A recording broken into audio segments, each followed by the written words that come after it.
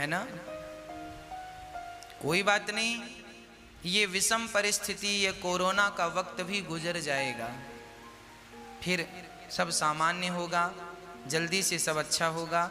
तब तक भगवान का चिंतन और भगवान की कथा, भगवान का भजन करने वाला व्यक्ति जो भजन करता है, भगवान की कृपा उसकी छतरी बन जाती है, सुरक्षा कवच बन जाती है ना। भगवान की कृपा सुरक्षा कवच का काम करती है और आपको आपके जीवन से सारे संकटों से बचाकर आपको आनंद की ओर ले जाती है। प्रिय भक्तों, आज भागवत जी का प्रथम दिवस, भागवत आप नित्य सुन रहे हैं। कोई ये कहे कि महाराज जी बार बार वही, भागवत जितनी बार आप सुनेंगे उतनी बार नयापन आपको प्राप्त होगा। भागवत हमेशा नई सी लगती है, नयापन रहता है। और सदा भागवत श्रवण करने से क्या होता है, सदा सेव्या श्रीमद् भागवती कथा। जब आप नित्य भागवत सुनते हैं तो जैसे एक बार के साबुन लगाने से कपड़े का दाग नहीं जाता, तो बार बार रगड़ रगड़ कर लगाना पड़ता है।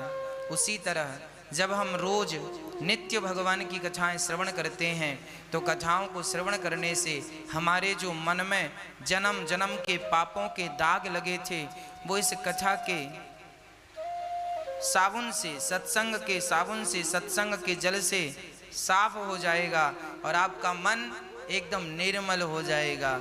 जब निर्मल मन होता है तो भगवान उस मन को चुरा लेते हैं, ईश्वर अपने अधीन कर लेते हैं, है ना।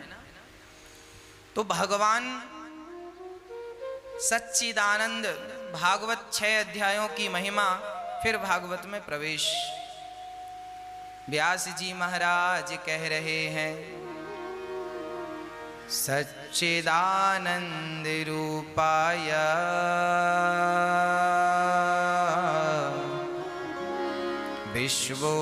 विश्वोत्पत्त्यादि हेतवे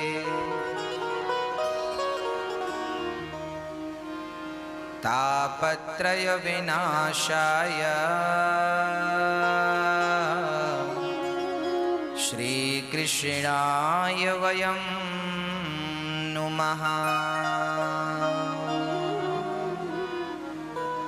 भगवान के स्वरूप के वर्णन से भागवत प्रारंभ होती है। अच्छा देखिए, भगवान सत्य स्वरूप हैं। भागवत जी में लिखा है भगवान सत्य हैं। ये संसार, मैं एक ही बात आपको बार बार इसलिए कहता हूँ क्योंकि शास्त्रों में एक ही बात बार बार कही गई है। जो बात विशेष होती है ना, जब पति बाजार जाता है तो पत्नी कहती है दाल चावल आटा घी शक्कर गुड़ सब लाना है, पर इनमें जो विशेष चीज़ होती है जो आज ही खत्म हो गई है, आपने लिखवाया कागज में गुड़ भी लेते आना, पर गुड़ अभी 2 दिन का है। आपने लिखवाया आटा लेते आना, पर आटा भी 2 दिन का है। और आपने लिखवाया दाल लेते आना, और दाल आज शाम को ही बनाने को नहीं है। तो आप सब कुछ लिखकर कहेंगे दाल जरूर लाना। मतलब जो विशेष होता है वो आदमी 2 बार कहता है। उसी तरह भागवत में जो विशेष चीज़ें हैं वो बार बार कही गई हैं, इसलिए क्योंकि वो हम सबके काम की हैं। क्या काम की हैं? हम ये दृष्टि से संसार को, ये संसार जो है ना, ये जो संसार है ये सत्य नहीं है। यदि ये संसार सत्य होता तो संसार बदलता नहीं, पर संसार रोज बदलता है। हम और आप भी तो बदलते हैं ना। हमारा जन्म हुआ, हम छोटे से थे, आज ये अवस्था है, स्वरूप है, कल और बुढ़े हो जाएंगे। हम परिवर्तनशील हैं, संसार भी परिवर्तनशील है। संसार परिवर्तनशील है, आप और हम परिवर्तनशील हैं। तो हम सभी को इस बात का ध्यान रखना चाहिए कि परिवर्तनशील संसार में रह करके उस अपरिवर्तनशील परमात्मा को याद करना है जो कभी परिवर्तित नहीं होता। इसलिए सदा परमात्मा का चिंतन, संसार में रहकर ईश्वर का अहर्निश चिंतन करते रहें। अब कोई कहे कि क्यों चिंतन करें उन्हीं परमात्मा का, तो उत्तर मिला कि वह सत्य है। इसलिए किसकी पूजा करें, किसकी उपासना करें, क्या करें, उस सत्य की उपासना की जाए, उस सत्य की पूजा की जाए जिस सत्य से हम सभी चल रहे हैं, जी रहे हैं, है ना। ईश्वर सत्य है। शंकर जी से माता पार्वती ने एक बार पूछा कि बताओ प्रभु सत्य क्या है। तो शंकर जी ने कहा, उमा कहाँ हूँ मैं, अनुभव अपना सत्य हरि भजन, जगत सब सपना। शंकर जी ये बात कह रहे हैं रामचरितमानस में कि हे उमा, हे पार्वती सुनो, सत्य केवल ईश्वर है, सत्य हरि भजन, जगत सब सपना। सब सपना है, केवल कृष्ण सत्य है, राम सत्य है। इसलिए हे पार्वती तुम भी राम राम जपा करो। शंकर जी कह रहे हैं माता पार्वती से, पार्वती तुम भी राम राम जपा करो मेरी तरह, क्योंकि वह राम नाम ही सत्य है। इसलिए आखिरी समय लोग कहते हैं कि राम नाम सत्य है, अर्थात ईश्वर ही सत्य है, राम ही सत्य। सत्य ना होता तो लोग ये क्यों कहते कि राम नाम सत्य है। सत्य है इसलिए तो कहा जा रहा है, सत्य नहीं होता तो क्यों कहा जाता। बस प्रभु भक्तों कि उस सत्य परमात्मा में मन लग जाए, ये न केन प्रकार, किसी भी प्रकार से उस परमात्मा में मन लग जाए, चित्त लग जाए। शंकर जी पार्वती को समझा रहे हैं, पार्वती ये संसार सत्य नहीं है। तो फिर पार्वती ने प्रश्न किया कि भोलेनाथ यदि ये संसार सत्य नहीं है तो फिर दिख क्यों रहा है। भाई जो नहीं है वो दिखेगा कैसे, और दिख रहा है मतलब सत्य है। आप कह रहे हैं कि संसार सत्य नहीं है, अर्थात संसार असत्य है, असार है, असारः खलु संसारो, संसार सत्य नहीं है। यदि संसार सत्य ना होता तो संसार दिखाई क्यों पड़ता। तब शंकर जी ने माता पार्वती के प्रश्न पर समझाया, देवी उचित प्रश्न किया है आपने। ये संसार सत्य नहीं है पर सत्य जैसा लगता है। बोले कैसे। बोले ऐसे जैसे आप सड़क पर जब चलते हैं, आपने कभी यात्रा तो हमेशा की होगी, जब आप बस पर बैठकर, कार में बैठ के जाते हैं तो सड़क में ऐसा लगता है सामने जैसे पानी भरा हो। जब धूप पड़ती है दिन में सड़क में, तो आप जब गाड़ी ड्राइव करते हैं और आगे की सीट में बैठते हैं तो अक्सर ये भ्रांति होती है, ऐसा लगता है सड़क में पानी भरा है। अच्छा, जब आप वहां पहुंचते हैं, देखते हैं तो वहां पानी होता नहीं है, पर दूर से बिल्कुल ऐसा लगता है जैसे कि पानी भरा है, बिल्कुल पानी जैसा, हूबहू पानी की भ्रांति होती है। पानी है नहीं पर हम सभी को लगता है पानी है। उसी प्रकार जैसे पानी है नहीं पर लगता पानी जैसे है, उसी प्रकार ये संसार संसार है नहीं पर लगता संसार जैसे है। जैसे वो पानी की भ्रांति बिल्कुल असत्य है, उसी प्रकार पानी भी तो दिख रहा था ना सड़क में, पर जाकर देखा सो नहीं था। उसी प्रकार ये संसार भी सत्य जैसा दिख रहा है, पर जरा गंभीरता से विचार करके देखोगे तो ये संसार सत्य नहीं है।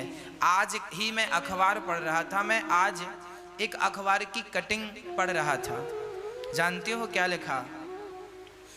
एक शहर में एक बुजुर्ग को 80 वर्ष की आयु में, अखबार में जो लिखा था मैं वो सुना रहा हूँ। 80 वर्ष की आयु में एक बुजुर्ग को कोरोना हो गया, अभी की घटना। वो 80 वर्ष की आयु के बुजुर्ग ने कोरोना से जंग जीत ली।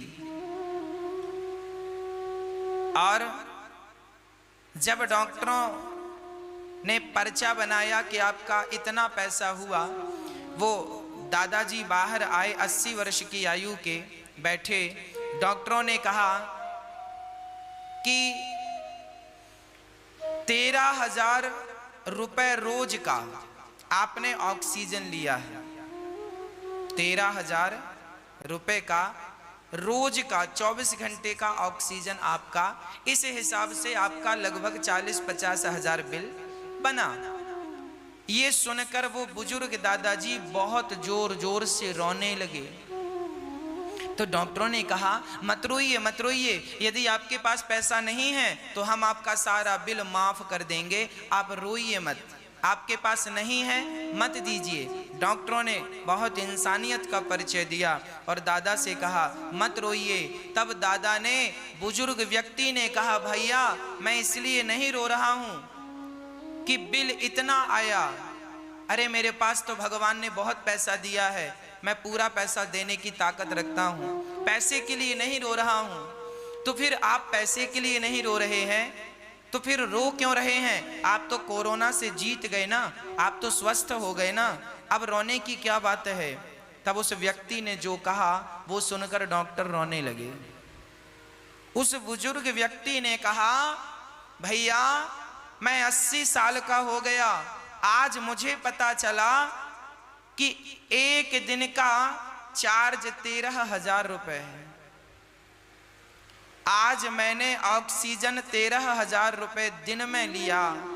सोचो जब से जन्म लिया है तब से उस परमात्मा का रोज 13,000 का ऑक्सीजन ले रहा हूं। मैं तो इसलिए रो रहा हूं कि तुम्हारा बिल तो चुका दूंगा, उस परमात्मा का बिल कैसे चुकाऊंगा? इसलिए जीवन मिला है तो केवल उसका चिंतन कर लो, उसको याद कर लो, उसका भजन कर लो, इसी से उस परमात्मा का कुछ बिल कम हो जाएगा। नहीं तो किस किस बात का तुम बिल चुकाओगे उस परमात्मा का? ये बिल्कुल सच्ची घटना, वो दादा रोए। ये बात फिर अखबार में आई, हमने आज ही पढ़ा। किसी शहर की घटना है। प्रिय भक्तों, शायद आपको पता नहीं है, ये संसार ईश्वर ने बनाया है ना? इसलिए बनाया है कि कुछ दिन आप रहकर, भाई आप दिल्ली गए, आपकी जॉब लगी दिल्ली में, आपका कोई काम है कि 1 माह आपको काम करना है दिल्ली में। तो जब आप दिल्ली जाएंगे तो रहने के लिए वहां पर एक घर लेंगे कि नहीं? भले किराए से लें या होटल लें या कंपनी आपकी व्यवस्था करे, पर वहां आपको एक होटल लेनी पड़ेगी या किराए का घर। 1 महीना तो गुजारना है ना साहब। दिल्ली गए हैं आप, बेंगलुरु गए हैं, मुंबई, किसी भी शहर में आपको जाना है तो आप वहां घर लेंगे और लेकर के आप अपना काम करेंगे। आप वहां घर में रहने के लिए नहीं गए, काम करने गए हैं। पर काम करना है तो भी कुछ दिन घर में रहना पड़ेगा, आराम करना पड़ेगा, भोजन करना पड़ेगा, पानी पीना पड़ेगा, सब तो चाहिए। उद्देश्य क्या है? काम। गए किस लिए हैं? काम के लिए। पर जब काम के लिए गए हैं ना तो वहां पे एक होटल भी मिलेगी आपको, घर भी मिलेगा। पर ये याद रखिएगा, जिस घर में आप रह रहे हैं वो घर आपका नहीं। आप काम के सिलसिले में 1 माह के लिए गए तो आपने किराए का घर ले लिया 1 महीने के लिए। तो जिस घर में आप रह रहे हैं, जिस कमरे में आप रह रहे हैं, वो आपका नहीं है। पर जितने दिन हैं आप उसका उपयोग करेंगे। बस इसी तरह ये संसार हमारा नहीं है, ये शरीर हमारा नहीं है। हम कुछ दिनों के लिए काम के सिलसिले में आए हैं, भजन करने के लिए, आत्म कल्याण करने के सिलसिले में परमात्मा ने हमें इस धरती में भेजा है। और भगवान ने ये जो संसार है ना, ये किराए का रूम बना करके दिया है। जाओ बेटा कुछ दिन रह के अपना काम धाम पूरा करके वापसी आना। पर हम इस संसार में आते हैं कुछ दिनों के लिए और हम संसार में आके इसे अपना मान लेते हैं। इसमें रहते रहते ऐसा लगने लगता है ये मेरा है, ये मेरा है और यही मेरा मेरा यही दुख का सबसे बड़ा कारण बन जाता है। इसलिए इस संसार में रहकर उस परमात्मा को याद करो जिसने आपको फ्री में ऑक्सीजन दे रखा है। उस परमात्मा का शुक्रिया अदा करो, थैंक यू कहो। उस परमात्मा को बस कृष्ण कृष्ण नाम जप करके जितना भजन कर सकते हो, जितना स्मरण कर सकते हो उतना करो और परमात्मा का धन्यवाद दो, है ना प्रिय भक्तों। जीवन में दुख कब आता है? आज व्यक्ति कहता है, लोग कहते हैं महाराज जी हम बड़े दुखी हैं। दुख का कारण जानते हैं क्या है? एक सज्जन, एक बूढ़े आदमी हमें मिल गए, वो बहुत रो रहे थे। हमने पूछा दादाजी क्या हुआ, आप क्यों रो रहे हैं? उन्होंने कहा महाराज जी क्या बताएं, हमारे कोई बच्चा नहीं था तो हमने एक अनाथ बच्चे को गोद ले लिया और अपनी सारी दौलत उस बच्चे के नाम कर दी और वह बच्चा अब हमें मार मार के घर से निकाल रहा है, इसलिए हम रो रहे हैं। हमने कहा वाह, देखो हमने कहा तुमने उस व्यक्ति को गोद ना लिया होता, तुमने उसे अपना ना माना होता, अपना ना बनाया होता तो क्या ये दुख आता जो दुख आज वर्तमान में आया? उन्होंने कहा बिल्कुल ना आता। हमने कहा तुम व्यर्थ के लोगों को, जमाने के लोगों को अपना बनाते फिर रहे हो, यही तो दुख का कारण है। उस परमात्मा को अपना बनाया होता तो आपको ये दिन देखने ना पड़ते, ये दुख की घड़ियां ना आती। विडंबना यह है कि आज किसी के संतान नहीं है तो वो दूसरी संतान को गोद लेकर के और दुख मोल ले लेता है। ईश्वर ने तुम्हें झंझट से मुक्त रखा, ईश्वर ने तुम्हें झंझट से बिल्कुल मुक्त रखा था, पर तुम जबरदस्ती झंझट के पास चले गए। अब ईश्वर क्या करे? आप संसार के लोगों को अपना बनाएंगे तो दुख नहीं आएगा क्या? इसलिए मीराबाई कहती है कि संसार के लोग मेरे नहीं हैं, मेरे तो गिरधर गोपाल दूसरो न कोई। हम में और उनमें यही अंतर है, हम संसार के लोगों को अपना मानते फिर रहे हैं और वो भगवान को अपना मानती थी मीरा इत्यादि भक्त। हम आपसे निवेदन यही करते हैं, संसार के लोगों का व्यवहार तो किया जाए, तुम अपने बल से उठा सको तो तुम अपना हाथ भी नहीं उठा सकते, इसलिए केवल भगवान में अपना समर्पण कर दो, इसी से हम जीव मात्र की भलाई है। किस बात का हम घमंड करें, किस बात का अहंकार करें? साहब श्वास भी तो हमारे अधीन नहीं है ना? भगवान सबके भीतर प्रकाश के रूप में बैठे हैं। आप जो देख रहे हैं वो ईश्वर ही है, इसलिए सबको भगवान जानकर सेवा करने लग जाओ। यदि आप सबको भगवान जानकर सेवा करेंगे तो आपको भी, आपका भी कल्याण हो जाएगा। आप सबकी सेवा करो। एक किसान था, एक दिन उसके द्वार पर कोई संत आए, कहा भैया जा रहे हैं तीर्थ यात्रा पर, पैदल हूं, हर गांव में भिक्षा मांग कर खा लेता हूं, सो भैया आज की रात यहीं गुजारनी है तो तुम्हारे द्वार पर ही आज हम विश्राम करेंगे, तो भोजन की व्यवस्था करो। किसान बड़ा धार्मिक था, उसने बढ़िया संत के लिए कच्चा दे दिया, आटा इत्यादि। संत ने कच्चा ही मांगा, कहा लो। संत ने बना करके उसे भोग लगाकर किसान को प्रसाद देकर ग्रहण कर लिया। संत ने सोचा कि इसका अन्न खाए हैं, कुछ इसकी सदगति। देखो संत के पास क्या है देने के लिए? संत के पास देने के लिए एक ही चीज है, बोले ईश्वर तक पहुंचने का उपाय।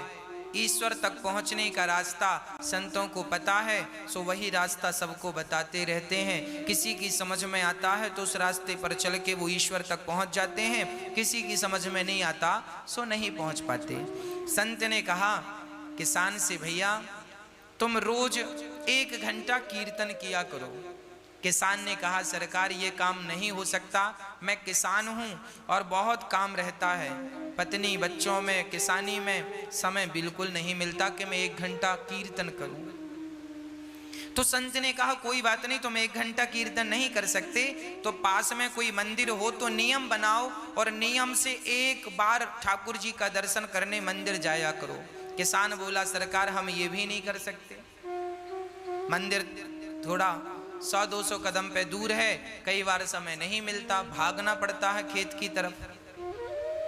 अब संत बड़े चक्कर में पड़े, से क्या उपाय बताऊं।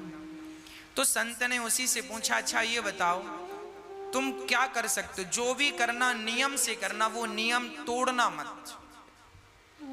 यदि तुम इस नियम से चलोगे तो तुम्हारी भी नैया पार हो जाएगी। तो किसान बोला मेरे बगल में घर के बाजू में एक कुम्हार रहता है, घड़ा बनाता है, आप कहो तो मैं उसका रोज दर्शन कर लिया करूंगा, ये नियम हो सकता। संत ने कहा ठीक है, तुम उस कुम्हार का दर्शन किया करो, नियम बनाओ कि कुम्हार का दर्शन किए बिना तुम भोजन नहीं करोगे, नियम बनाओ।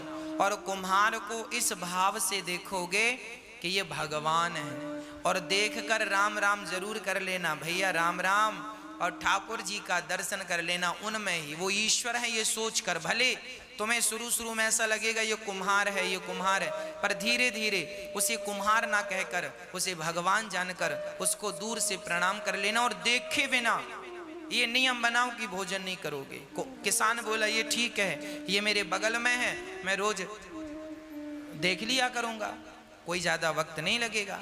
संत चले गए। अब वो किसान रोज कुम्हार को देखता और भोजन करता। पत्नी बोलती भोजन तैयार है, बोले अभी आता हूं देख कर। कुम्हार को जाकर देख लेता और भोजन करने बैठ जाता, फिर अपने काम करता। रोज का नियम था उसका।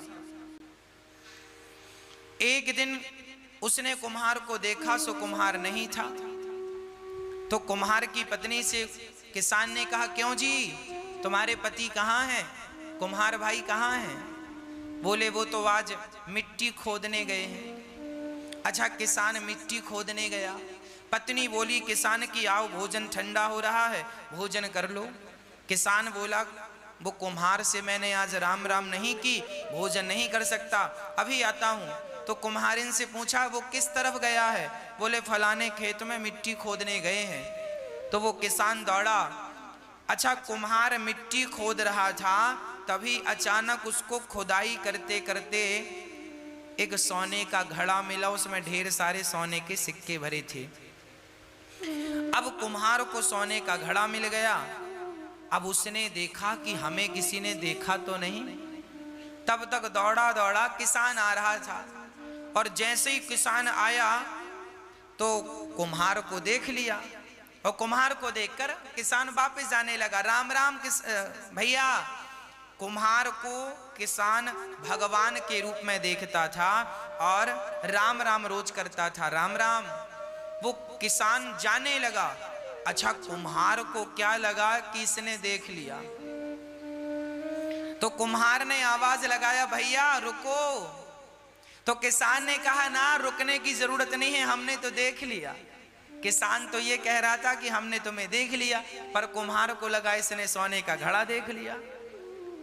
तो फिर आवाज लगाई कुम्हार ने, सुनो देख लिया है सो किसी से कहना मत, आधा तुम रख लो आधा हम रख लेते हैं। तो किसान रुका, बोली किसकी बात कर रहा है? किसान गया और जाकर देखा तो दोनों देख के दंग रह गए। ढेर सारा धन उन्हें जमीन के भीतर गड़ा हुआ मिल गया। दोनों ने आपस में बांटकर उस धन से साधु संतों की सेवा स्टार्ट करी, और उस किसान ने पूरी बात बताई कि एक संत को मैंने केवल एक दिन का भोजन कराया, उस भोजन कराने का फल यह है कि उन्होंने मुझे नियम में बांध दिया, और आज उस नियम में बंधने के कारण विधाता ने मेरी सारी दरिद्रता दूर कर दी, मेरा धन धान्य से घर भर दिया। एक बार किसी भूखे व्यक्ति को भोजन कराने का ये फल है कि देर सवेर ईश्वर तुम्हें धनवान बनाएंगे बनाएंगे बनाएंगे। आप एक नियम बनाओ कि रोज भगवान का कीर्तन करेंगे, रोज भगवान का नाम जपेंगे, बिना नाम जपे, बिना कीर्तन किए, बिना ईश्वर का दर्शन किए भोजन ग्रहण नहीं करेंगे। ये नियम, जो व्यक्ति नियम से चलता है उसे भगवत प्राप्ति निश्चित होती है। इसलिए नियम जरूरी है जीवन में। संयम और नियम, संयमी बनो, भोग और विलास से मन को हटाओ और ईश्वर के प्रेम के नियम में बंध जाओ। यही है आनंद। जब व्यक्ति आनंद चाहता है तो भगवान की शरण में जाए तो सारा आनंद से उसका जीवन तन मन भर जाए।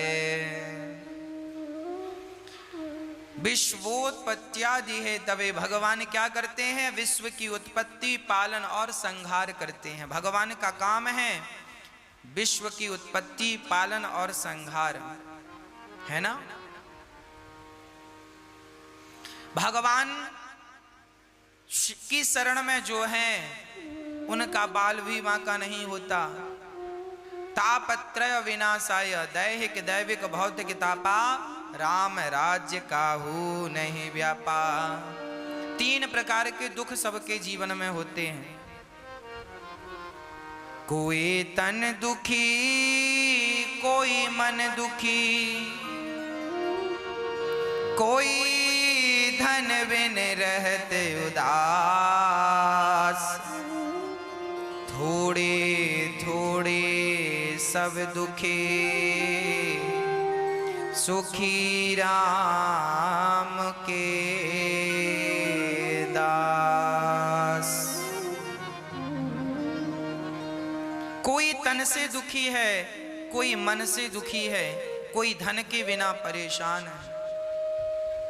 आज सब ही दुखी हैं। कोई तन से दुखी, कोरोना तन से ही तो दुखी कर रहा है। कोई तन के लिए परेशान, तन से दुखी है। कोई मन का रोगी है, मन की इच्छाएं अधूरी रह गई तो डिप्रेशन आ गया, मन में बड़ी चिंता है, मन में बड़ी टेंशन है। हमें बड़ा आश्चर्य लगता है तब जब लोग ये कहते हैं महाराज जी हमें बड़ी चिंता है। हमें सुनकर बड़ा आश्चर्य लगता है तब जब लोग ये कहते हैं कि फला व्यक्ति डिप्रेशन में चले गए। मैं बिल्कुल अपनी प्रैक्टिकली बात कर रहा हूं। मुझे बहुत आश्चर्य लगता है जब ये कहते हैं लोग गुरुजी बड़ी चिंता है। मैं आपसे पूछना चाहता हूं, बताइए आपको किस बात की चिंता है? क्या चिंता है आपको? जो हो रहा है क्या वो तुम्हारी मर्जी से हो रहा है? नहीं, ईश्वर की मर्जी से हो रहा है। अच्छा, जो कल हुआ क्या वो तुम्हारी मर्जी से हुआ? वो भी ईश्वर की मर्जी से। और कल जो होगा वो भी किसकी मर्जी से? क्या तुम्हारी और हमारी? अरे वो भी विधाता की मर्जी से।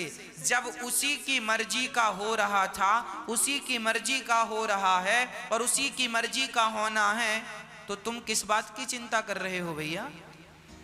क्यों दुबले हो रहे हो चिंता कर करके? क्या चिंता है? जो होना है वो होके रहेगा। चिंता मत करो, परमात्मा का चिंतन करो, नेगेटिविटी मिटा दो। नेगेटिव जो सोच है आपकी, नकारात्मकता है, समाप्त कर दो। सदा पॉजिटिव रहा करो, सकारात्मक रहा करो। हम चिंता क्यों करें? क्या हमारे सोचने से, हमारे चिंता करने से क्या कोई समाधान निकलता है? यदि निकलता है तो हम चिंता करें। जो व्यक्ति चिंता कर रहा है इसका अर्थ यही है कि उसे विधाता पर, भगवान पर भरोसा नहीं है। यदि भरोसा होता तो आप चिंता ना करते, आप चिंतन करते, हे नाथ होगा वही जो मेरे परमात्मा को, मेरे कृष्ण को मंजूर होगा। जो होना है हो के रहेगा, तो आप समर्पण उनमें कर दो। क्यों चिंता कर रहे हो? सब बढ़िया होगा। आप तो केवल प्रसन्नता से ईश्वर का दर्शन करो, उनका नाम जपो, सब अच्छा होगा। होठों पे मुस्कान बनाए रखो। मैं आपसे निवेदन करूं, एक संकल्प हम सबको लेना चाहिए, सदा प्रसन्न रहने का संकल्प लेना चाहिए। सदा प्रसन्न रहो। सच्चिदानंद रूपाया, ईश्वर आनंद के स्वरूप हैं। एक बात बताओ, जो भक्त सदा मुस्कुराता रहता है, प्रसन्न रहता है, भगवान उस पर जल्दी प्रसन्न हो जाते हैं। एक मैया वृंदावन आई और ठाकुर जी लड्डू गोपाल जी खरीदने के लिए दुकान गई। तो लड्डू गोपाल जी की दुकान में जाकर दुकानदार से कहा, भैया वो वाले ठाकुर जी दो, वो वाले कृष्ण दो। दुकानदार ने कहा, वैसे ही तो ये हैं, इनको क्यों नहीं लेती हो मैया? तो मैया ने कहा, भैया वो वाले गोपाल जी की ना स्माइल ज्यादा है, वो ज्यादा मुस्कुरा रहे हैं, तो हमें वो अच्छे लग रहे हैं। आप भी मूर्तियां खरीदते हैं, आप भी जब गोपाल जी खरीदते हैं ना, तो एक बार उनकी मुस्कान पे जरूर नजर डालते हैं। जिन ठाकुर जी की मुस्कान ज्यादा होगी, आप उन्हें ही पसंद करते हैं। जब भक्त को भगवान मुस्कुराता हुआ अच्छा लगता है, तो भगवान भी कहते हैं कि मुझे भी मुस्कुराता हुआ भक्त बहुत अच्छा लगता है। जो सदा मुस्कुराता है वो ईश्वर की हर हाल में पूजा ही करता है। इसलिए डिप्रेशन, चिंता छोड़कर ईश्वर के भरोसे रहकर सदा मुस्कुराइए, सदा प्रसन्न रहिए, सदा आनंद में रहिए। ये वक्त भी गुजर जाएगा, ये दुख का वक्त भी गुजर जाएगा। बस ईश्वर का चिंतन और होठों पे सदा मुस्कान बनी रहे। सदा मुस्कुराते रहा करो, सदा हंसते रहा करो। ये हंसने मुस्कुराने का मौका अभी मिला है, हंस लो, मुस्कुरा लो। पता नहीं अगले जन्म में हमें विधाता ने कुत्ता बिल्ली की योनि दे दी, तो कुत्ते बिल्ली की योनि में तो हंसा मुस्कुराया नहीं जा सकता। गधा और बंदर बना दिया तो मुस्कुराया और हंसा नहीं जा सकता। ना जाने कौन सी अगली योनि मिल जाए और हम हंसने और मुस्कुराने के लिए तरस जाएं। अभी अवसर है, अभी मुस्कुरा कर ईश्वर का धन्यवाद करो, तो आपकी गति बिगड़ेगी नहीं। और आप अभी से बंदर का मुंह बना के बैठेंगे तो अगले जन्म में भगवान बंदर ही बनाएंगे। कई लोग ना हम देखते हैं हंसते ही नहीं, बैठे हैं बंदर का मुंह बना के। एक सज्जन, उनको 1 महीने में 2 लाख रुपए का फायदा हो गया।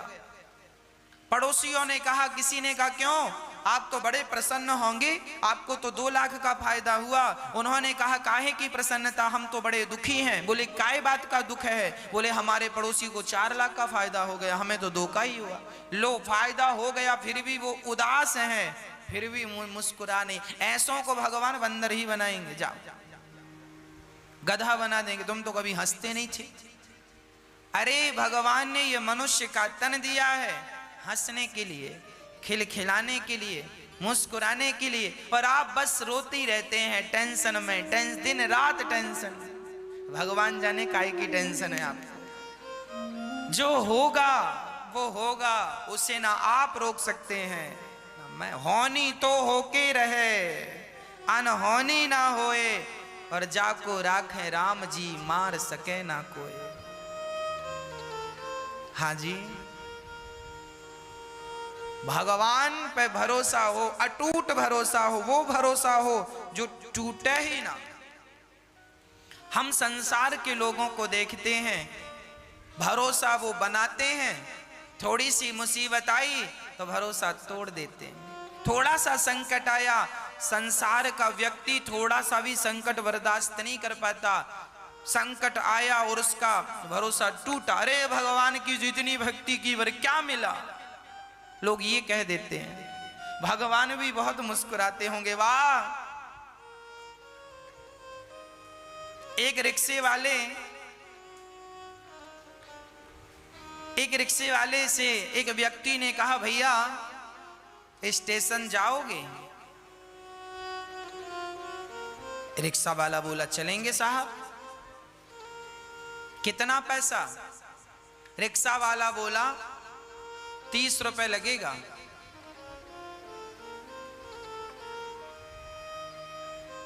तो वो व्यक्ति बोला, भैया मैं बुजुर्ग हूं और 4 कदम की दूरी पे स्टेशन है, मैं स्टेशन सोसाइटी पे ही रहता हूं और इस इतने दूर का 30 रुपए लेगा? बाकी रिक्शे वाले तो मैं रोज 10 रुपए में जाता हूं और आज तुझे 30 रुपए चाहिए? 30 रुपए, इतनी सी बात का 30 रुपए मांग रहा है। दूसरे रिक्शे वाले, उस बुजुर्ग ने कहा, जा हम तेरे रिक्शे में नहीं बैठते। पीछे रिक्शे आया, उसने फिर पूछा, भैया स्टेशन तक जाना कितना? उसने कहा, बाबूजी 10 रुपए लगता है। अरे 10 रुपए लगता तो ये 30 रुपए क्यों बोल रहा है?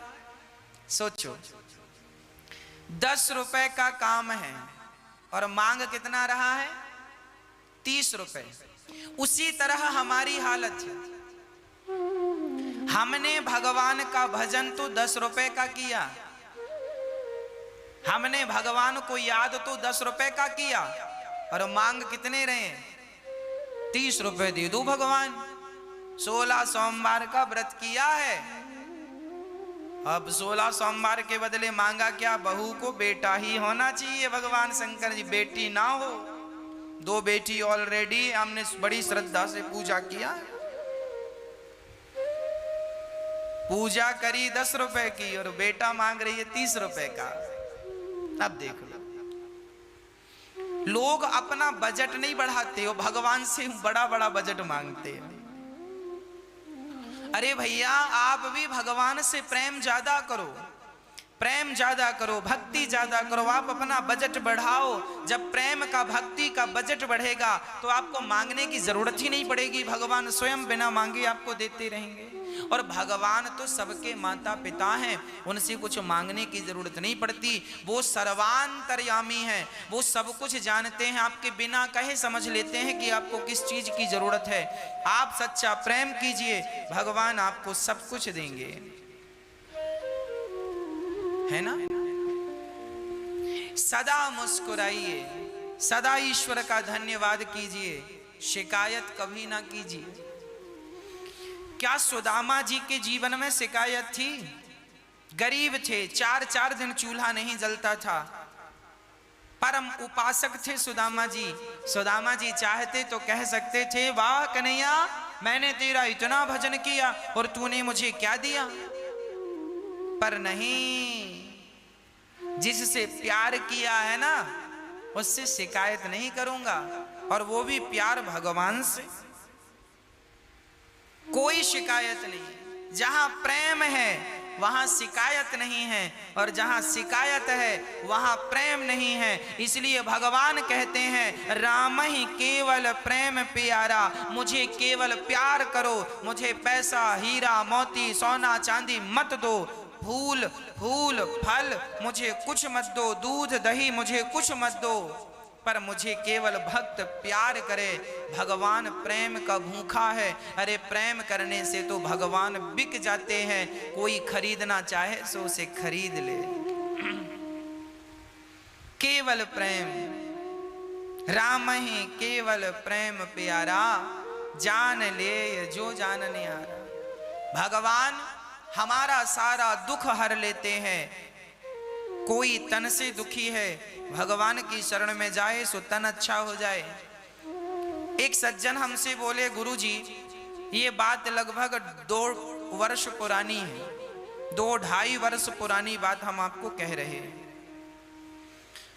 एक सज्जन ने हमसे कहा, महाराज जी बुजुर्ग थे, उन्होंने कहा कि डॉक्टर ने हमसे कह दिया था कि अब आपका जीवन पूरा होने को है, कभी भी प्राण निकल जाएंगे। तो उन्होंने कहा, जब कभी भी प्राण निकल जाएंगे तो हॉस्पिटल से छुट्टी कर दो। उन्होंने कहा घर जाइए। अब वो घर आ गए।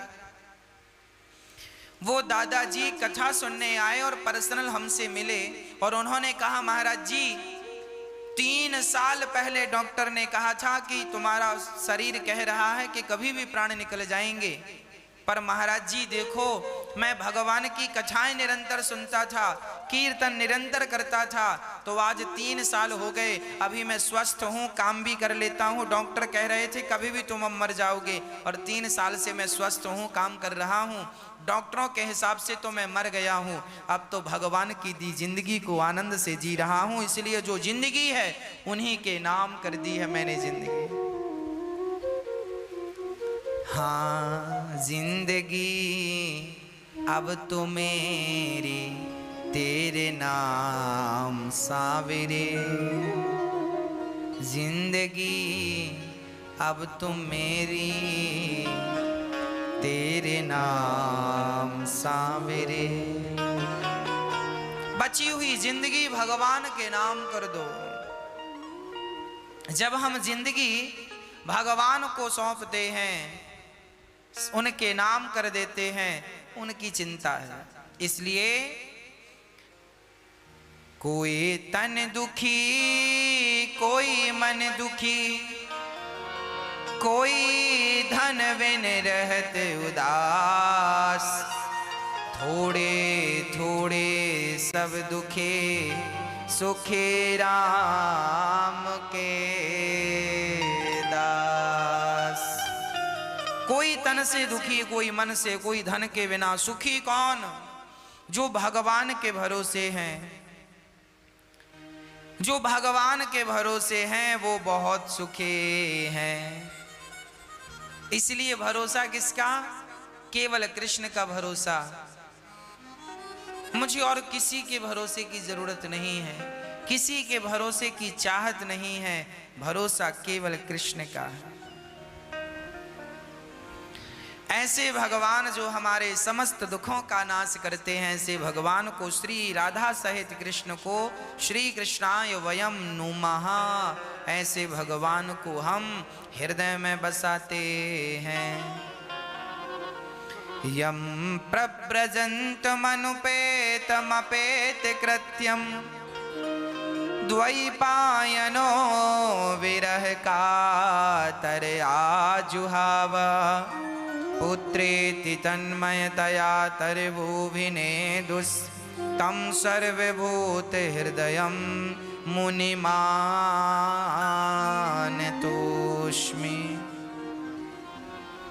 श्री सुखदेव भगवान का जन्म हुआ और जन्म लेते ही सुखदेव जी सन्यासी हो गए। ऐसे सुखदेव भगवान को नमस्कार करते हैं।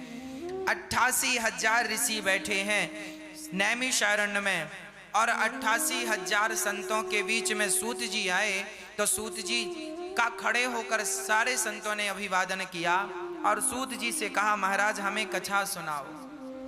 सूत जी ने कहा आप हम सबका सम्मान खड़े होकर क्यों करते हैं? बोले धन वृद्धा बल वृद्धा आयुर्वृद्धा तथैव च ते सर्वे विज्ञान वृद्धाश्च किंकरा शिष्य किंकरा।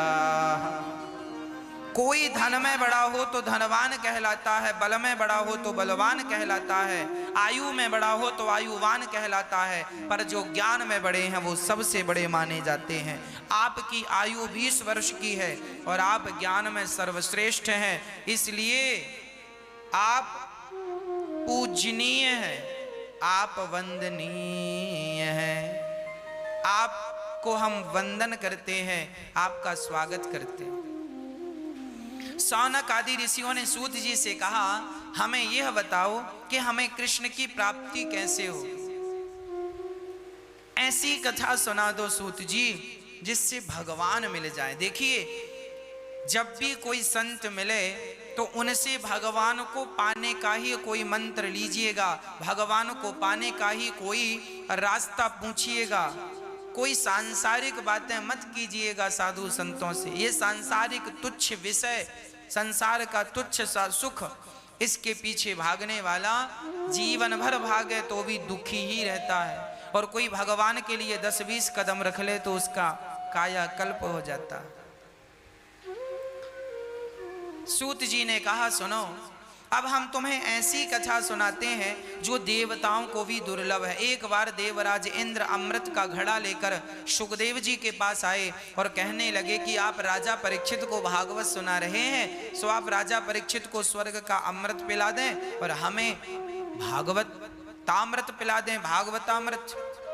क्वा, तब सुखदेव भगवान ने कहा, क्वा सुधा क्व कथा लोके क्व काचः क्व मणिर्महान् ब्रह्मरातो विचार्य एवं तदा देवाञ्जहासः।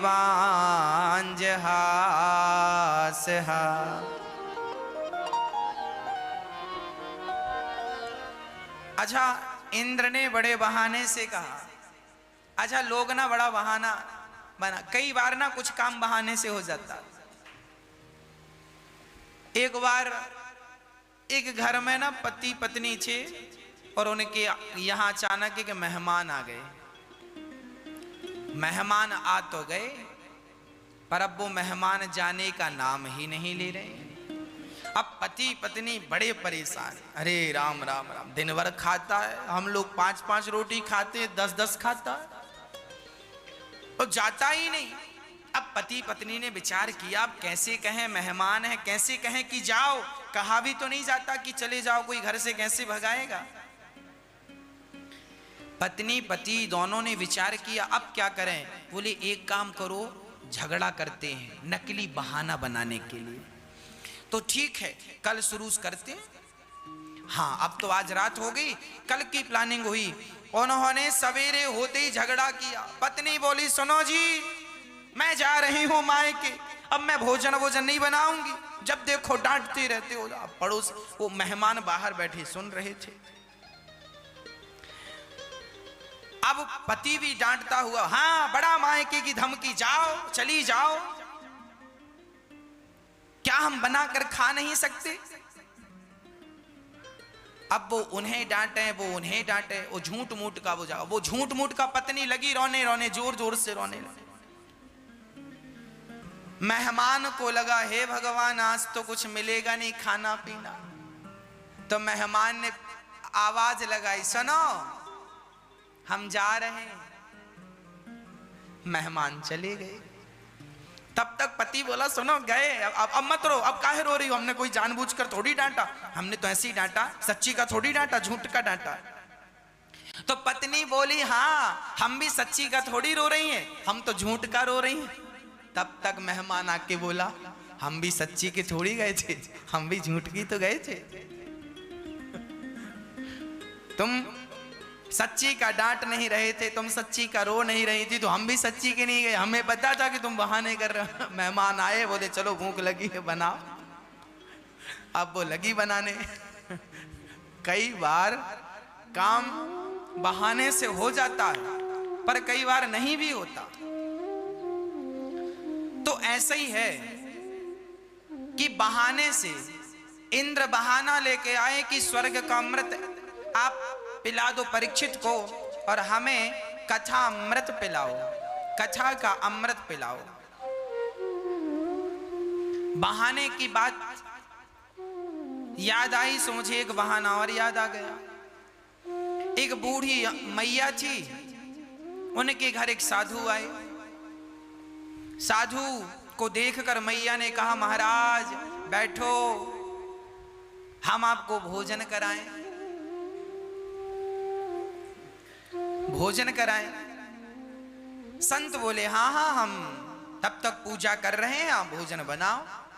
अब वो बूढ़ी माँ बड़े प्रेम से बहुत बढ़िया भोजन बनाए और भोजन बना के संत को कहा बैठो।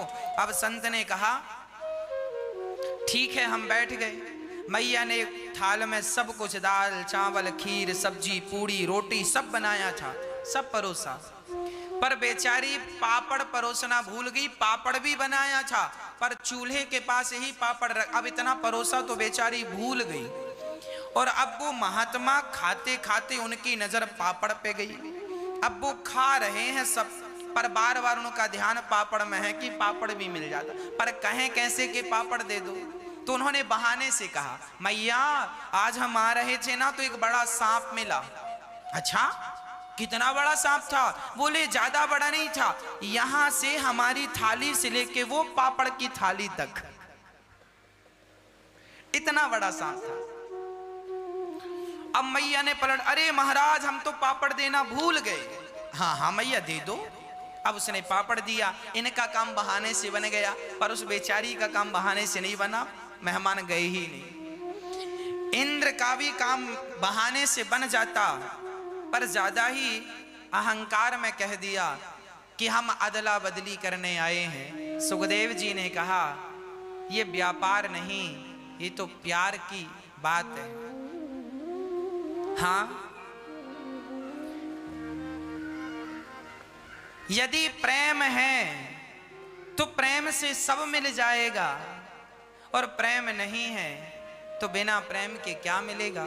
इंद्र से कहा, तुम प्रेमी बनकर आते तो हम, सुखदेव जी कह रहे हैं, हम तुम्हें सुना देते कथा, पर तुम सौदागर बनकर आए हो। ये कथा प्रेमियों की तो है, पर ये कथा सौदागरों की नहीं है। इंद्र को वहां कथा नहीं सुनाई गई। जब 7 दिन में कथा सुनकर परीक्षित का उद्धार हो गया, तब तराजू बांधी एक पलड़े पर इंद्र ने भागवत जी को रखकर दूसरे पलड़े पर स्वर्ग के सुखों को रखकर तौल कर देखा तो भागवत का पलड़ा सबसे भारी था। भागवत जी का पलड़ा सबसे भारी प्रेम है। तुम्हारी समझ में नहीं आएगा क्योंकि तुम ज्ञानी हो, और जिनकी समझ में ये प्रेम आ गया वो भगवान के हो गए। इंद्र का अहंकार नष्ट हुआ। एक बार क्या हुआ कि भागवत को देवर्षि नारद जी ने भी सुना। अच्छा, नारद जी क्यों सुन रहे हैं? नारद जी समस्त तीर्थों का भ्रमण करने गए शांति पाने के लिए, पर शांति कहीं नहीं मिली।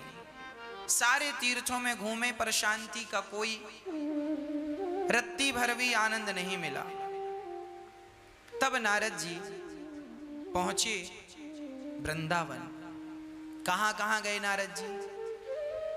नारद जी कहते हैं, अहम तो पृथ्वीं यातो ज्ञात्वा सर्वोत्तमामिति पुष्करं च प्रयागं च काशीं गोदावरीं तथा। नारद जी कहते हैं, मैं समस्त तीर्थों में गया पर शांति नहीं मिली। कहां कहां गए? पुष्कर, प्रयाग, काशी, गोदावरी, हरे क्षेत्र, कुरुक्षेत्र, रंगनाथ, सारी तीर्थ शांति। तब नारद जी देखो, नारद जी को शांति नहीं मिल रही।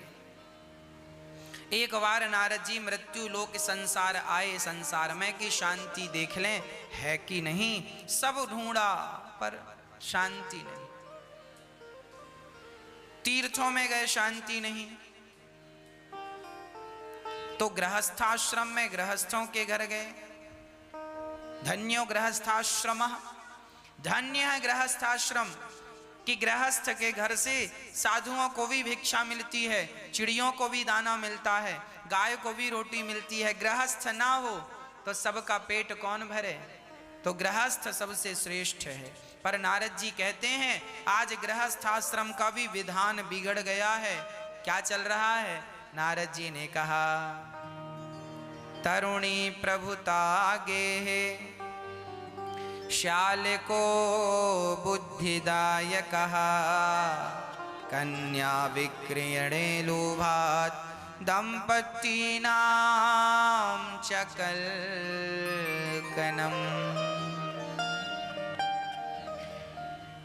घर में नई नई बहुओं की चल रही है। आज गृहस्थ में ये देखो, भागवत जी में लिखा है। आप ये ना कहें कि महाराज जी आप गृहस्थों की बात ज्यादा करते हैं। क्या करें, गृहस्थों का भी उल्लेख भागवत जी में है, सो हम समझा देते हैं आपको। गृहस्थ आश्रम बहुत श्रेष्ठ आश्रम है। पति और पत्नी जो हैं बड़े प्रेम से रहें। गृहस्थ आश्रम में क्या हो गया है, आजकल बड़ों का सम्मान कोई नहीं करता। कोई का अर्थ है बहुत सारे लोग नहीं करते। जो करते हैं वो तो अच्छे हैं, संस्कारी हैं, पर बहुत सारे लोग अपने से बड़ों का सम्मान नहीं करते, है ना। एक बहू अपने पति से कहती है चलो जी शहर चलते हैं। तो पति बोला शहर चलेंगे तो हमारी फिर माँ है, उसका ख्याल कौन रखेगा गांव में। तो बहू ने कहा माँ अपना बनाकर खा लेंगी, क्या जरूरत है उनके पास रहने की, माँ के चक्कर में हमारे बच्चों का भविष्य बिगड़ रहा है। थोड़ी देर बाद पता चला कि उसका अपना बेटा वो कहीं गुम हो गया। अब वो पत्नी जो थोड़ी देर पहले पति से कह रही थी चलो माँ को छोड़कर चलते हैं, अब जब उसका बेटा गुम हो गया सो लगी रोने, मेरा बेटा भी यहीं था, कहाँ चला गया। पूरे गांव में ढूंढा, सब जगह देखा, कहीं उसका बेटा। लगी रोने रोने लगी। पति ने कहा क्या हुआ। बोली कि मैं अपने बेटे के बिना नहीं रह सकती, मेरा बेटा कहाँ चला गया, मेरा लाल कहाँ चला गया। थोड़ी देर बाद उसका बेटा आ गया। तब उस पति ने कहा सुनो, तुम्हारा बेटा कहीं गया नहीं था, मैंने ही तुम्हारे बेटे को छिपा दिया था, अपने मित्र के घर भेज दिया था। तुम अपने बेटे के लिए इतना तड़प गई, 2 घंटे में ही तुम्हारा हाल बेहाल हो गया। तो सोचो जब मैं अपनी माँ को छोड़कर जाऊंगा तो मेरी माँ की हालत क्या होगी। यदि तुम अपने बेटे से प्यार करती हो तो मेरी माँ भी तो मेरे से प्यार करती है। यदि तुम अपने बेटे के बिना नहीं रह सकती हो तो मेरी माँ भला मेरे बिना कैसी रहेगी, ये तो सोचो।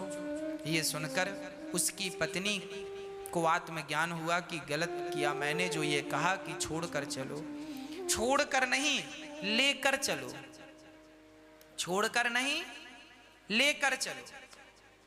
जब लेकर चलेंगे तो जहां माँ होगी वहां आप होंगे, जहां आप होंगे वहां माँ होगी। दोनों एक दूसरे को देखकर माँ बाप संतुष्ट होंगे, अपने बच्चों को, अपने नाती पोतों को देखकर। हाँ, उनकी जीवन की आखिरी लीला, जब घर में सब आनंद होता है ना तो मरने में भी अच्छा लगता है कि चलो सब हो गया, अब तो बुढ़ापा है, अब मर रहे हैं, बेटा बच्चों तुम खुश रहना, हमारा जीवन पूरा। और बच्चे आपस में झगड़ा करें, ध्यान ना रखें, विवाद हो, तो फिर जो व्यक्ति मरता है उसको लगता है मेरे मरने के पहले मैंने ये झगड़ा सुलझा क्यों नहीं दिया। उसकी मृत्यु भी फिर दुखद ही हो जाती है। इसलिए गृहस्थ आश्रमों में रहने वाले लोगों को ध्यान रखना चाहिए किसी प्रकार से घर परिवार में कोई बात और विवाद ना हो।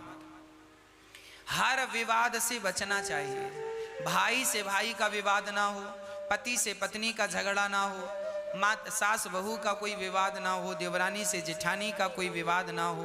बड़े प्रेम से घर में रहकर जीवन को आनंद पूर्वक जीना चाहिए। पर शास्त्र में लिखा है तरुणी प्रभुता गे। घर में नई नई बहुओं की चलती है। एक जगह तो मैंने सुना कि सारी बहुएं तो बहुत अच्छी हैं, पर कुछ बहुओं के बारे में मैंने सुना कि एक बहू आई, अपने शादी होके विदा होके मायके से पहली बार आई ससुराल। उसी दिन, जिस दिन उसके पांव घर में पड़े, उसी दिन उसने अपने पति को अपनी सास से अलग कर दिया। उसी दिन घर का बंटवारा कर दिया, बोले हम रहेंगे नहीं, हमें अलग रखो। उसी दिन वो अपने पति को लेकर चली गई, उसी दिन जिस दिन वो ससुराल है। ऐसा भी मैंने सुना कि कुछ लोग ऐसे हैं जिस दिन आते हैं उसी दिन तोड़ फोड़ चालू हो जाती है। तो भगवान ऐसी बहुओं से बचाएं जो आती तोड़ फोड़ करें। सच्ची बहू तो वो है, अच्छी बहू तो वो है जो तोड़ने ना आए बल्कि जोड़ने आए। तोड़ने वाली कैंची और तलवार होती है, जोड़ने वाले सुई होती है। एक दर्जी था, वो कैंची से कपड़ा काटता और कैंची पांव के नीचे दबाता और सुई से बटन लगाता और सुई को पगड़ी में सजाता। एक छोटे से बच्चे ने बहुत देर तक ये दृश्य देखा और कहा, बाबा आप अपने कैंची को पांव के नीचे रखते हैं, सुई को पगड़ी के ऊपर, ऐसा क्यों? तब उस दर्जी ने कहा, बेटा ये कैंची काटने का काम करती है, तोड़ने का काम करती है, इसलिए हम इसे पाँव के नीचे दबाते हैं, और सुई सदा जोड़ने का काम करती है, इसीलिए अपने पगड़ी पे, अपने माथे पे सजाते हैं। बस जो जोड़ने वाला होता है वो माथे पे, पलकों पे बिठाने लायक होता है। जो जोड़ने वाला है पलकों पे बिठाने के लायक है, जो तोड़ने वाला है वो पाँव में ही दबाने के लायक है। इसलिए बहुत समझदारी से गृहस्थ आश्रम को चलाया जाए, अपनी विवेक क्षमता से चलाया जाए, सात्विक बुद्धि से चलाया जाए। आनंद इसी में है। अरे जीवन आनंद से जियोगे, मजा आएगा जीने का। और यूं भागते रहोगे, लड़ते झगड़ते, इसमें कोई स्वाद नहीं है। पूरी जिंदगी नरक हो जाती है। नारद जी कहते हैं, तरुणी प्रभुता गे है शाल को बुद्धिदायक। आजकल सलाह लोग अपने माता पिता से नहीं लेते, आजकल साले साहब से सलाह लेते हैं। और शास्त्र कहते हैं, दीवार बिगाड़े आरो और घर बिगाड़े सारो। दीवार में ज्यादा आलमारी काट लोगे तो दीवार कमजोर पड़ जाएगी, और घर में ज्यादा साले साहब का इंटरफेयर रहेगा तो घर भी कमजोर पड़ जाएगा। इसलिए सालों से सावधान। धृतराष्ट्र ने भी एक साला घर पे ही रखा था। क्या नाम था साले का? शकुनी। धृतराष्ट्र ने साले को घर में रखा तो साले ने, मामा जी ने सत्यानाश कर दिया, है ना। इसलिए सारे साले ऐसे नहीं हैं, हम सबको नहीं कहते, पर इतिहास उठाकर देखेंगे तो मामा, चाहे आप शकुनी मामा ले लो, सुनना, मैं सारे युगों की घटना सुनाऊंगा। शकुनी मामा ले लो। शकुनी मामा कौरवों के लिए खतरनाक, भांजों का सर्वनाश कर दिया ना। कंस मामा ले लो, भगवान कृष्ण को ही मारने लगे सगे भांजे को। माहिल मामा भी एक प्रसिद्ध हुए हैं। और इस कलयुग में बाहुबली पिक्चर में कौन से मामा है? कटप्पा मामा। कटप्पा ने मार दिया बाहुबली को। इसका मतलब भैया ये देखो पिक्चर भी बन गई ना। हम ये नहीं कहते सारे मामा खतरनाक हैं, पर कटप्पा जैसे मामा कब पीछे से तलवार डाल दें कोई भरोसा नहीं भैया। कटप्पा जैसे मामाओं से भी बचने की जरूरत है, और शकुनी जैसे मामाओं से तो बहुत दूर रहने की जरूरत है। ये तो जुआ खिलाने वाले मामा है। तो भैया कुसंग से बचिएगा कि निवेदन ये है। मामा अच्छे भी होते हैं। मामा तो माँ मतलब डबल माँ का प्यार जहां मिलता है, माँ का डबल प्यार जहां मिले वो मामा है, मामा। पर जीवन में हमेशा गुरुजनों से, माता पिता से सलाह लेनी चाहिए। ये शास्त्रों का वचन है, उस पर आप अमल करें तो अच्छा है। नारद जी कहते हैं, आज घर में झगड़ा चल रहा है, मैं तीर्थों में गया, शांति नहीं, तब मैं वृंदावन चला गया। नारद जी कह रहे हैं। नारद जी बोले, मैं सारे वृंदावन देखा, वहां मुझे एक यमुना के तट पर एक सुंदर सी कन्या बैठी थी, बूढ़े बूढ़े दो पुरुष लेटे थे। मैंने देखा पुरुष लेटे हैं, मैंने पूछा, देवी तुम कौन हो? उस स्त्री ने अपना पता बताया। अहम भक्ति ऋतिख्याता इमऊ में तनयौ मतऊ ज्ञान वैराग्य नामानऊ काल योगे न जर्जरऊ। महाराज मेरा नाम भक्ति है। अच्छा भक्ति हो तुम? हाँ। अच्छा भक्ति हो तो ये बताओ, ये तुम उदास क्यों हो? महाराज जब से कलयुग आया है ना, तब से हमारे ये बच्चे बूढ़े हो गए हैं, ज्ञान और वैराग्य। अच्छा बूढ़े हो गए क्यों? क्योंकि कलयुग आ गया। नारद जी बोले, हम अभी दूर करते हैं। गीता सुनाई, वेद पुराण सुनाए, पर ज्ञान वैराग्य और भक्ति का दुख बिल्कुल दूर नहीं हुआ। तब नारद जी ने भगवान से प्रार्थना की, प्रभु इनका दुख कैसे दूर होगा? देवी तुम कहाँ से हो? उत्पन्ना द्रवणे साहम वृद्धिं कर्णाटके गता क्वचित् क्वचिन् महाराष्ट्रे गुर्जरे जीर्णतां गतः। मैं द्रविड़ देश में उत्पन्न भई, कर्नाटक में पली बढ़ी और महाराष्ट्र में मुझे कहीं कहीं सम्मान मिला, गुजरात में तो मैं बुढ़ी हो गई। भक्ति महारानी हृदय में उत्पन्न होती है, कानों से कथा सुनने से भक्ति बड़ी होती है, और भजन के बिना समय व्यतीत हो जाए तो भक्ति महारानी बूढ़ी हो जाती है ना। और भजन मिलता रहे तो भक्ति भगवान, जैसे दिया में तेल डालने से दिया सदा जलता रहेगा, उसी प्रकार कीर्तन भजन भगवान से जुड़े रहने से आपके हृदय की भक्ति सदा जवान रहेगी, और नहीं तो भक्ति बुढ़ी होकर के सो जाएगी। लोगों के अंदर भक्ति है पर बूढ़ी भई पड़ी है, लोग ना कथा सुनते हैं ना कीर्तन करते हैं, जो सुनते हैं उनकी भक्ति जवान है, वो बड़े आनंद से अपना जीवन यापन कर रहे हैं। नारद जी बोले ठीक है, मैं तुम्हारे दुख का कोई उपाय ढूंढ कर लाता हूँ। नारद जी सारे तीर्थों में गए, जब बद्रीनाथ पहुँचे तो वहाँ 4 संत मिल गए, और चारों संतों ने कहा कथम ब्रह्मन् दीन मुखः कुतश्चिन्तातुरो भवान् त्वरितं गम्यते कुत्र कुतश्चागमनम् तव। बताइए आपके आने का उद्देश्य क्या है। नारद जी ने कहा सनकादियों से, महाराज भक्ति ज्ञान वैराग्य मूर्छित हैं, बताओ उनका दुख कैसे दूर होगा। सनकादियों ने कहा ये सनकादि ब्रह्मा जी के पुत्र हैं, कहा कि आप उन्हें भागवत की कथा सुनाओ। अच्छा, भागवत कथा सुनाएंगे तो दुख दूर कम होगा, दुख दूर होगा। हाँ, नारद जी ने कहा मैंने गीता सुनाई, मैंने वेद और पुराण सुना दिए, तो क्या भागवत सुनाना जरूरी है। संतों ने कहा वेद पुराण और गीता ये सब इन्हीं का सार भागवत जी में है। सर्व वेदेतिहासानां सारम सारम समुद्धृतम, सबका सार भागवत में है। जैसे दूध में घी तो है, पर घी को आप निकाल कर और उसे खाएं तो दूध से ज्यादा शक्तिशाली घी है। दूध से पूड़ी नहीं बनती पर घी से पूड़ी बन जाती है, जबकि दूध से ही घी निकलता है। उसी तरह जैसे दूध से निकला घी दूध से ज्यादा शक्तिशाली है, उसी प्रकार ग्रंथों से वेद पुराणों से निकली भागवत उन सबसे ज्यादा शक्तिशाली हैं। भागवत श्रवण करने वाले का निश्चित उद्धार होता है, निश्चित कल्याण होता है। कोई कितना भी बड़ा पापी भागवत सुने उसका निश्चित कल्याण होगा। ये मानवः पाप कृतस्तु सर्वदा सदा दुराचाररता विमार्गिगाः क्रोधाग्निदग्धः कुटिलाश्च कामिनः सप्ताह यज्ञेन कलौ पुनन्ति ते।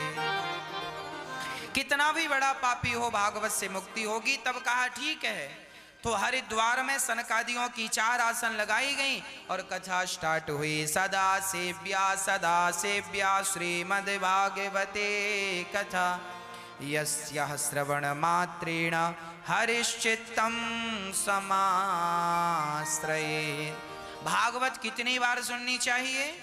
बार बार सुननी चाहिए। जीवन में भागवत 1 बार नहीं, 2 बार नहीं, बार बार सुनते रहो। जितनी बार सुनेंगे उतनी बार आपका कुछ नयापन लगेगा, उतनी बार आप सुन के अपने हृदय को पावन करेंगे, पवित्र करेंगे। नारद जी की बात, सनकादियों की कथा सुनकर भक्ति महारानी प्रकट हो गई। महाराज मेरा सारा दुख दूर हो गया भागवत सुन करके। नारद जी दंग रह गए, भागवत से दूर हो गया। ताता थैया करके नाचने लगी, अच्छा, और कीर्तन करने लगी। भक्ति सुतौ तौ तरुणौ गृहीत्वा प्रेमई के रूपा सहसा विरासित। श्री कृष्ण गोविंद हरे मुरारी नाथेति नामानि मुहुर्वदन्ति। श्री कृष्ण गोविंद हरे मुरारी हे नाथ नारायण वासुदेव। बोलो श्री कृष्ण गोविंद हरे मुरारी हे नाथ नारायण वासुदेव।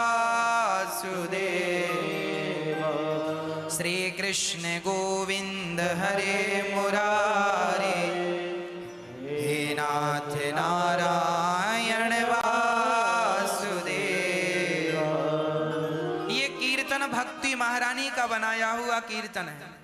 ये कीर्तन जब कोई करता है ना तो भक्ति महारानी बड़ी प्रसन्न होती है। इसलिए हमें रोज चलते फिरते उठते बैठते खाते पीते सोते जागते बस कहना चाहिए श्री कृष्ण गोविंद हरे मुरारी, हे नाथ नारायण वासुदेव।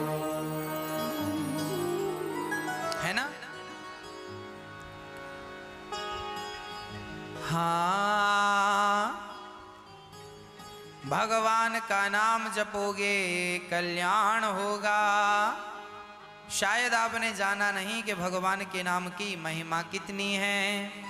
इसलिए हो कृष्ण प्यारे को तूने नहीं जाना रे, कृष्ण प्यारे को तूने नहीं जाना रे, रहा दुनिया में हरदम दीवाना रे। कृष्ण प्यारे को, ओ कृष्ण प्यारे को, ओ कृष्ण प्यारे को तूने नहीं जाना रे, कृष्ण प्यारे को तूने नहीं जाना रे, रहा दुनिया में हरदम दीवाना रे, रहा दुनिया में हरदम दीवाना रे। कृष्ण प्यारे को तूने नहीं जाना रे, कृष्ण प्यारे को तूने नहीं जाना रे, रहा दुनिया में हरदम दीवाना रे, रहा दुनिया में हरदम दीवाना रे। कृष्ण प्यारे को तूने नहीं जाना रे, कृष्ण प्यारे को तूने नहीं जाना रे, रहा दुनिया में हरदम दीवाना रे, रहा दुनिया में हरदम दीवाना रे। झूठ कपट व अभिमान से किया सवेरा शाम, और एक बार भी प्रेम से लिया न हरि का नाम।